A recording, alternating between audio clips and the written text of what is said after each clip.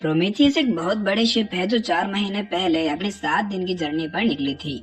लेकिन वो पूरा जहाज और उस पर सवार 2000 पैसेंजर्स तब से अभी तक लापता है। और ये पूरे यूरोप का अब तक का सबसे बड़ा घोटाला बन चुका है, क्योंकि उस शिप पर कई सारे फेमस और इम्पोर्टेंट लोग भी मौजूद थे। पर प्रोमेथियस के अचानक गायब होने की ये घटना पूरे विश्व में फैल चुकी है। महासागर में उसकी खोज भी की, लेकिन कुछ भी हाथ नहीं लगा। एपिसोड की शुरुआत में हम मोरा नाम की एक महिला को एक पागल खाने के गलियारे में दौड़ते हुए देखते हैं। वो अपने पिता से भाग रही थी और उन पर अपने भाई को कुछ कर देने का इल्जाम भी लगा रही थी। मोरा उसे लापता शिप प्रोमेथियस का जिक्र भी करती है और अपने पिता पर उन हजारों लोगों की मौत का इल्जाम लगाती है। अगले सीन में मोरा जागती है और वह मानती है कि वह केवल सपना देख रही थी। हालांकि अस्पताल में उसकी कलाई पर मिले निशान को चोरी कहते हैं। मोरा को अस्पष्ट रूप से याद है कि उसके साथ क्या हुआ था, लेकिन इसमें से ज्यादातर सिर्फ एक धुंधलापन है। ये लगभग वैसा ही है जैसा किसी ने उसकी याददाश्त से पिछले कुछ महीनों को मिटा दिया हो। प्रेजेंट में वो एक जहाज पर सवार है जो इंग्लैंड से अमेरिका जा रहा है। यह जहाज भी 7 दिन की यात्रा पर है और इसमें 1000 से ज्यादा पैसेंजर सवार है। प्रथम श्रेणी के लोग अमीर पैसेंजर्स होते हैं, जबकि मिडिल क्लास और लोअर मिडिल क्लास के लोग वो लोग हैं जो गरीब हैं। वे जहाज के निचले हिस्से में रहते हैं और उन्हें खाने के लिए भी कम दिया जाता है, जबकि प्रथम श्रेणी के पैसेंजर्स को दुनिया की बेहतरीन डिशेस परोसी जाती है। हालांकि ये कोई नहीं जानता कि बोर्ड पर हर पैसेंजर के पास एक रहस्य है जिसे वो छुपा रहा है। मोरा उन्हीं में से एक फर्स्ट क्लास पैसेंजर है और वो यहाँ इसीलिए है क्योंकि कुछ दिनों पहले उसे एक लेटर मिला है जो कि उसके भाई का है। उस लेटर में वो मोरा से न्यूयॉर्क आने के लिए कहता है, साथ में ये भी कि वो जानता है कि उनके पिता ने आखिर क्या किया था। और यही रीजन है कि मोरा की तबीयत ठीक ना होने के बावजूद भी वो शिप पर सवार है। मोरा अपने आप को आईने में देखती है और खुद का नाम याद करती है ताकि अगर कोई उसे उसका नाम पूछे तो वो उसे बता सके। इधर डाइनिंग एरिया में हम न्यूली मैरिड कपल लुशियन और लोरा को देखते हैं। क्योंकि उनकी अरेंज मैरिज हुई है, इसी वजह से वो दोनों एक दूसरे से प्यार नहीं करते। और लुशियन वहीं पर मौजूद एक जापानीज प्रोस्टिट्यूट को देख रहा था।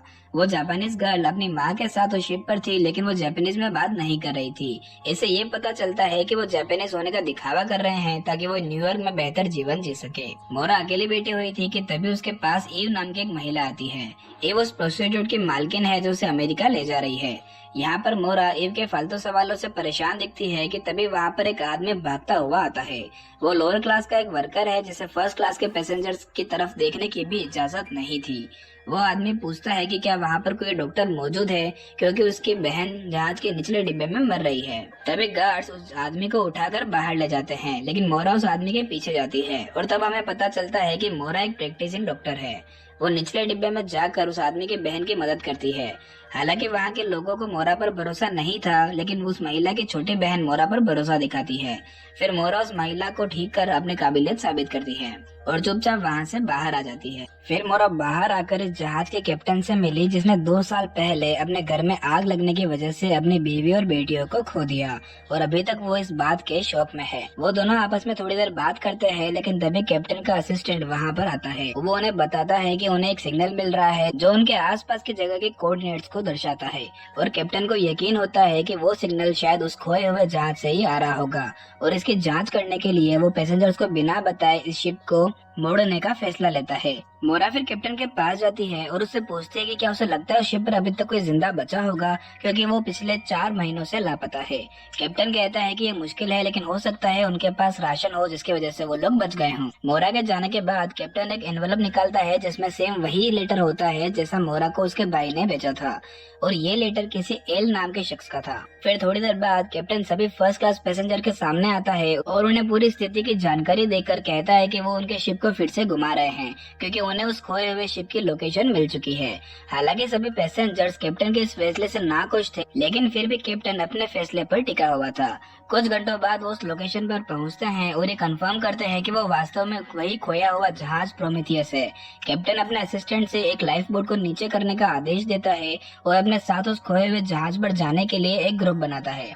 उस ग्रुप में लोअर क्लास के 2 आदमी ओलेग और जेरम, साथ ही मोरा और कुछ लोग शामिल थे। जब वो सभी शिप पर पहुंचते हैं तो ये देखकर शॉक हो जाते हैं कि वहाँ पर कोई भी नहीं था। यहाँ तक कि शिप में कहीं भी एक भी डेड बॉडी भी नहीं थी, मानो पूरा शिप लावारिस हो। और कैप्टन ये देखकर और ज्यादा कंफ्यूज हो जाता है कि आखिर उन्हें शिप से सिग्नल भेजा किसने। क्योंकि सिग्नल भेजने वाला डिवाइस तो टूटा हुआ था। तभी मोरा फर्श पर एक बीटल को देखती है और उसका पीछा करती है, और उसका पीछा करते हुए वो एक रूम में एक बंद अलमारी के पास पहुंचते हैं। मोरा ध्यान से उस अलमारी को खोलती है तो उसमें से एक छोटा सा बच्चा निकलता है। वो बच्चा कुछ भी नहीं बोलता और उसके चेहरे पर किसी भी तरह का कोई एक्सप्रेशन भी नहीं था, लेकिन उसके हाथ में एक अजीब तरह का पिरामिड था। ग्रुप के सभी लोगों को सिर्फ एक ही बात खाई जा रही थी कि आखिर ये बच्चा जिंदा कैसे बच गया। वो सभी फिर से अपनी शिप पर आते हैं और मोरा उस बच्चे को अपने साथ अपने रूम में रखने की बात कहती है, क्योंकि वो एक डॉक्टर है। अगली सुबह उनकी शिप पर मौजूद सभी कंपास काम करना बंद कर देते हैं। ये देखकर सभी लोग सवाल करने लगते हैं कि क्या वो भी उन बाकी पैसेंजर्स की तरह गायब होने वाले हैं, और यहाँ तक कि कैप्टन को भी कुछ समझ नहीं आ रहा था कि उन्हें अब क्या करना चाहिए। वहीं दूसरी तरफ मोरा उस बच्चे की देखभाल कर रही थी। वो बच्चे के लिए खाना लेकर जब अपने रूम की तरफ आती है तो वो एक अजनबी को उसके रूम के दरवाजे पर खड़ा हुआ पाती है। मोरा को देखते ही वो शख्स जल्दी से पास वाले रूम की तरफ खिसक जाता है और मोरा को समझाता है कि उसने मोरा के रूम में से किसी तरह की आवाजें सुनी, इसीलिए वो चेक करने के लिए आ गया। वो आदमी खुद को डेनियल बताता है और मोरा से कहता है कि वो उसका पड़ोसी है। वो डेनियल से पूछती है कि क्या वो पहले कभी मिल चुके हैं, क्योंकि मोरा को ऐसा लग रहा था, लेकिन डेनियल बात को टालते हुए अपने रूम में चला जाता है। इसके बाद मोरा उस बच्चे से पूछती है कि वो शिप पर क्या कर रहा था। हालांकि वो बच्चा शांत रहता है और मोरा को वही पिरामिड देता है जो उसे मिला था। शायद वो मोरा को कुछ समझाने की कोशिश कर रहा था, लेकिन मोरा कुछ भी नहीं समझ पाती। दूसरी तरफ कैप्टन सोचता है कि उस खोई हुई शिप के पीछे जरूर शिप कंपनी का हाथ है, क्योंकि यात्रा से पहले उस कंपनी की तरफ से एक लेटर मिला था जिस पर सिर्फ इतना ही लिखा हुआ था कि शिप को डुबा दो। कैप्टन सोचता है कि कंपनी हाल में मिले उस शिप को डुबा देने के लिए कह रही है, ताकि किसी को भी वो शिप दोबारा ना मिले और कंपनी का जो राज है वो राज ही रहे। कैप्टन के स्टाफ का कहना है कि वो कुछ ज्यादा ही सोच रहा है और वो कैप्टन से जल्द कोई फैसला लेने के लिए कहते हैं, क्योंकि पैसेंजर्स के साथ उसके खुद के लोग भी अब कप्तान से सवाल करने लग गए थे, क्योंकि उनका जहाज अभी तक हिला भी नहीं था। ऐसी स्थिति में कैप्टन का मानसिक संतुलन हिल जाता है और उसे अपनी मरी हुई बेटी के गाने की आवाज सुनाई देने लगती है, और उस आवाज का पीछा करता हुआ वो उस रूम तक पहुंच जाता है जहां पर उसकी वाइफ और बेटियों की डेथ हुई थी। और यहाँ हमें ये पता चलता है कि उनके घर में जो आग लगी थी वो कोई एक्सीडेंट नहीं था, बल्कि उसकी वाइफ ने ही खुद को और अपनी बेटियों को मारने के लिए वो आग लगाई थी। कैप्टन अपने परिवार से बात करने की कोशिश करता है, लेकिन उसकी वाइफ उसे अनसुना करती हुई बच्चों को वहां से ले जाती है और सबसे बड़ी बेटी को वहीं पर छोड़ देती है। वो लड़की अपने पिता से फिर से लौटने के लिए कहती है और आग जलाकर रोशनी करती है, और इससे कैप्टन फिर से रियलिटी में आ जाता है, लेकिन वो खुद को अपने ही बिस्तर के नीचे एक कंपार्टमेंट में पाता है। ये देखकर कैप्टन शॉक हो जाता है, क्योंकि वो शिप के हर एक कोने से वाकिफ था और उसे यही नहीं पता था कि उसी के बेड के नीचे एक ऐसा कंपार्टमेंट है। इसके बाद कैप्टन डिसाइड करता है कि वो इस खोए हुए शिप को फिर से किनारे तक लेकर आएगा, और क्योंकि उनके पास अमेरिका तक जाने के लिए फ्यूल नहीं था, इसीलिए वो फिर से इंग्लैंड जाएंगे। इस तरफ मोरा को उस बच्चे के गले पर एक टैटू मिलता है जो बिल्कुल वैसा ही था जैसा निशान उसे मिले हुए एनवेलप पर था। तो वो उस बच्चे को बताती है कि उसका भाई पिछले 4 महीनों से लापता है और उसे ये लेटर मिलने के पहले अपने भाई की लोकेशन के बारे में कोई भी आइडिया नहीं था, इसीलिए ये निशान उसके लिए काफी इम्पोर्टेंट है, और वो उस बच्चे से इसका मतलब बताने के लिए कहती है। वो बच्चा उसकी हर एक बात ध्यान से सुनता है और बिना एक शब्द कहे रोने लग जाता है। मोरा के जाने के बाद डेनियल फिर से मोरा के दरवाजे पर आ जाता है। इस बार वो उसके हाथ में से वही बीटल निकालता है जैसा हमने उस खोई हुई शिप पर देखा था। वो बीटल गलियारे की तरफ चला जाता है, जहाँ पर लोअर क्लास पैसेंजर में से एक छोटी बच्ची उस बीटल को देखती है और उसका पीछा करते हुए वो डेनियल के सामने पहुँच जाती है। डेनियल उससे माफी मांगता है और सीन यहीं पर कट हो जाता है। वहीं दूसरी तरफ कैप्टन सभी पैसेंजर्स को बताता है कि वो लोग फिर से इंग्लैंड जा रहे हैं।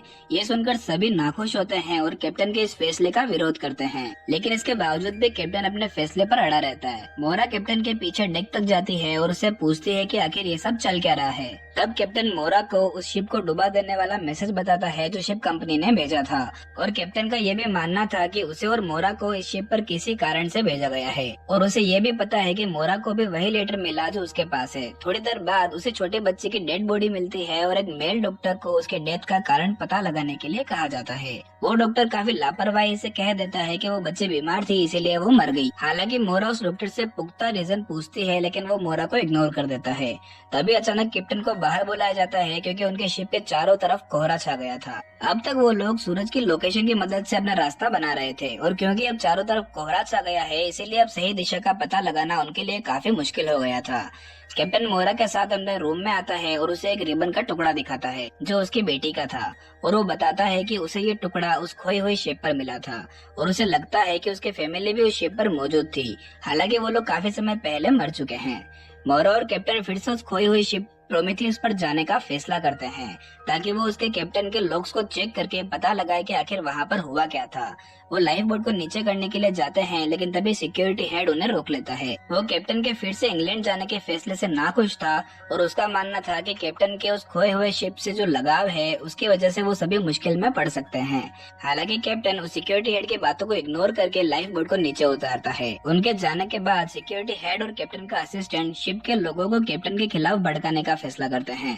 Security head lower class passengers के पास जाकर उन्हें उस बच्चे की मौत के बारे में बताता है। वो उन्हें कैप्टन के खिलाफ भड़काकर विरोध करने के लिए कहता है, और क्योंकि लोअर क्लास पैसेंजर्स के पास उतने पैसे नहीं हैं कि वो फिर से शिप का टिकट खरीद सके, इसलिए वो इंग्लैंड नहीं लौटना चाहते। और थोड़ी ही देर बाद उन्हें शिप में 3 और डेड बॉडीज मिलती है जो उसी तरह से मरे थे जिस तरह से वो लड़की मरी थी। और ये देखकर वो सभी लोग काफी गुस्से में आ गए और अपने हक के लिए लड़ाई करने पर उतर गए। वहीं दूसरी तरफ प्रोमीथियस पर कैप्टन और मोरा एक रूम में पहुंचते हैं और देखते हैं कि वहां रखे सारे ऑफिशियल पेपर्स किसी ने जला दिए हैं, लेकिन फिर भी कैप्टन उसमें से एक बिना जला हुआ पेपर निकालने में कामयाब हो जाता है। वो शिप पर मौजूद पैसेंजर्स की लिस्ट थी। इसके अलावा वो दीवार पर लगे एक अजीब से इलेक्ट्रिक बोर्ड को भी देखता है। कैप्टन बताता है कि ये डिवाइस पिछले साल ही इन शिप्स में लगे हैं और इनसे शिप में भाप का प्रेशर चेक किया जाता है। और तभी कैप्टन को रियलाइज होता है कि दरअसल ये इंस्ट्रूमेंट किसी भी काम का नहीं है, यानी कि इसे यहाँ पर किसी दूसरे रीजन से लगाया गया था। और वो अपने शिप पर मौजूद पैसेंजर्स की चिंता करने लगता है क्योंकि ऐसा ही डिवाइस उसकी शिप पर भी लगा हुआ है। और कैप्टन को अपनी थ्योरी पर यकीन हो जाता है कि शिप कंपनी खोए हुए शिप पर मरे हुए लोगों के साथ कुछ तो करना चाहती है। इधर हम उसे जापानीज प्रोस्टिट्यूट को देखते हैं। तभी लूशन उसके पास आता है और उससे बात करने की कोशिश करता है, लेकिन वो प्रोस्टिट्यूट उसे इग्नोर करके वहाँ से चली जाती है। उसके जाते ही उसकी मालकिन ईव लूशन के पास आती है और वो लूशन से पैसे लेकर एक रात उसके साथ बिताने की परमिशन दे देती है। बाद में ईव उस जापानीज गर्ल को चेक करने जाती है तो उससे पता चलता है कि वो तो असल में वर्जिन है। तब हम एक फ्लैशबैक देखते हैं जहाँ पर उसकी मदर एक वॉर हाउस में काम किया करती थी। एक दिन वहाँ की बेस्ट प्रोस्टिट्यूट को विदेश में काम करने का मौका मिल गया और उससे जलन की वजह से उन दोनों ने उस प्रोस्टिट्यूट को मारकर उसके जगह पर अपनी बेटी के साथ शिप पर आ गई। अब वो जापानीज प्रोस्टिट्यूट जानती है कि उन्होंने गलती की है और इसीलिए वो इसे अपनी किस्मत समझकर रोशन के साथ रात बिताने के लिए मान जाती है। फिर उस रात को लूशन अपनी वाइफ से झूठ बोलता है कि वो दूसरे कमरे में सोने जा रहा है और हम देखते हैं कि लूशन उसकी डेली मेडिसिन नहीं ले रहा था, जिस वजह से उसे दौरा पड़ने लगता है और हमें यह पता चलता है कि उन मेडिसिन के बिना लूशन कुछ भी नहीं कर सकता। इधर शिप पर वापस आने के बाद कैप्टन उस पेपर को देखता है जो उसे उस शिप पर मिला था और वो ये देखकर शॉक हो जाता है कि उस खोई हुई शिप की पैसेंजर लिस्ट में मोरा का नाम भी शामिल है। इसका मतलब मोरा भी उस शिप पर मौजूद थी, लेकिन कैप्टन के पास इस सवाल का कोई जवाब नहीं था कि आखिर कैसे वो शिप से लौटी और वो क्या सीक्रेट छिपा रही है। वहीं दूसरी तरफ डेनियल मोरा से मिलता है और उससे पूछता है कि वो कैप्टन के बारे में क्या सोचती है। मोरा को डेनियल का यह सवाल काफी अजीब लगता है, लेकिन फिर भी वो कहती है कि वो कैप्टन पर पूरा भरोसा करती है और वो अपने पैसेंजर्स को कुछ भी नहीं होने देगा। इस तरफ सभी लोअर क्लास पैसेंजर्स हाथ में गन और हथियार लेकर पूरे शिप पर कब्जा करने के लिए निकल पड़े ताकि वो इसे अमेरिका ले जा सके। और कैप्टन को इस बारे में पता चलता उसके पहले ही सारे विरोधी उसे घेर लेते हैं। उसी वक्त हम डेनियल को उसी डिवाइस को यूज करते हुए देखते हैं जैसा डिवाइस हमने उस खोई हुई शिप पर देखा था। कैप्टन और उसके 3 साथियों को एक केबिन में हाथ बांध कर लॉक कर दिया जाता है। इधर सिक्योरिटी चीफ को पता चलता है कि उनके शिप के कंपास फिर से काम करने लगे और जब वो उनकी लोकेशन चेक करते हैं तो वो ये देखकर हैरान हो जाते हैं कि वो अभी भी उसी जगह पर है जहाँ से उन्होंने 3 दिन पहले चलना शुरू किया था। यहाँ तक कि उस शिप के एक्सपीरियंस मेंबर के पास भी इस बात का कोई जवाब नहीं था क्योंकि वो तो लगातार चल रहे थे। उसी समय सभी विरोधी शिप के स्टाफ मेंबर को घेर कर उनसे पूछताछ करने लगते हैं कि आखिर उन्हीं के लोग क्यों मर रहे हैं, और डर के मारे वो आदमी उन्हें सब कुछ सच बता देता है कि कैसे उन्हें उस खोए हुए शिप का सिग्नल मिला। और जब उन लोगों को ये पता चलता है कि ये सब तब से शुरू हुआ जब से उन्हें वो बच्चा मिला, तो वो लोग इन सभी मौत का जिम्मेदार उस बच्चे को ठहराते हैं कि शायद वो बच्चा अपने साथ कोई वायरस लेकर आया है। और गुस्से में सारे विरोधी उस बच्चे को ढूंढने और उसे मारने के लिए निकल जाते हैं। सबसे पहले वो मोरा के कमरे में जाते हैं, लेकिन वहाँ पर उन्हें वो बच्चा नहीं मिलता, तो फिर वो मोरा को रूम में लॉक करके दूसरी जगह पर ढूंढने के लिए चले जाते हैं। इधर मोरा को उस लड़के की चिंता होने लगती है कि तभी वो उसके बेड के नीचे से कुछ आवाज सुनती है और जब वो उसे चेक करती है तो उसे भी उसके बेड के नीचे एक कंपार्टमेंट मिलता है, बिल्कुल वैसा ही जैसा कैप्टन के बेड के नीचे था। उस लड़के को देखकर मोरा चैन की सांस लेती है। इस तरह वो सभी विरोधी लोग एक एक करके सारे हाई क्लास पैसेंजर्स के रूम को लॉक कर देते हैं। इधर मोरा उसके रूम के दरवाजे को खोलने की कोशिश कर रही थी कि तभी वो बच्चा एक बीटल निकालता है जो कि आसानी से उस दरवाजे को खोल देता है, जैसे मानो कोई जादू हो। ये देखकर मोरा दंग रह जाती है, लेकिन अभी उसके पास इस मामले पर ध्यान देने जितना समय नहीं था। वो दोनों लाइफ बोट की तरफ भागते हैं जहाँ पर वो कैप्टन और उसके साथियों से मिलती है, और तब हमें पता चलता है कि कैप्टन और उसके साथी भी उनके रूम से किसी तरह से बच निकले हैं और वो सभी लोग लाइफ बोट की मदद से वहाँ से भागने का प्लान बना रहे थे। मोरा भी उनके साथ जुड़ने की कोशिश करती है, लेकिन कैप्टन को उस पर शक है क्योंकि उन्होंने मोरा का नाम उस खोई हुई शिप के पैसेंजर लिस्ट में देखा था। इससे पहले कि वो लोग लाइफ बोट को नीचे करते हैं, वहाँ पर विरोधी लोग आ जाते हैं और वो छोटे बच्चे को मारने के लिए ले जाते हैं। और जब वो उस बच्चे को मारने के लिए तैयार होते हैं तभी बहुत तेजी से बारिश शुरू हो जाती है। हालांकि वो लड़का बिल्कुल भी डरा हुआ नहीं लग रहा था, मानो जैसे उसने उसकी किस्मत को चुन लिया हो। और जब वो लोग उसका गला काटने ही वाले थे कि तभी कैप्टन वहाँ पर अपने साथियों के साथ उसे बचाने के लिए पहुँच जाता है और दोनों ग्रुप्स के बीच में लड़ाई शुरू हो जाती है, जिसमें काफी सारे लोग जख्मी होते हैं। मोरा उस बच्चे को पाने की बहुत कोशिश करती है, लेकिन एक दूसरी महिला उस बच्चे को शिप से नीचे फेंक देती है। थोड़ी देर के बाद कैप्टन का ग्रुप उनके साथियों का इलाज कर रहे थे, क्योंकि इतने समय में उसका उस बच्चे से काफी अच्छा कनेक्शन बन गया था।